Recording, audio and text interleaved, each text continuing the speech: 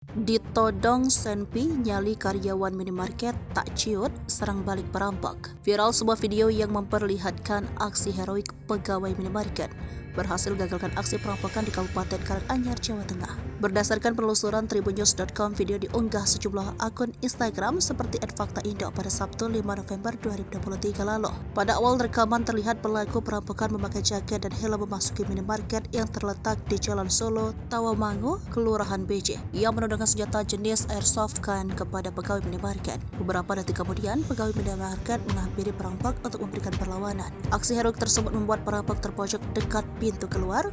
Melihat rekannya bergelut dengan perampok, pegawai minimarket lainnya berusaha membantu. Kedua petugas minimarket berusaha membeku pelaku perampokan.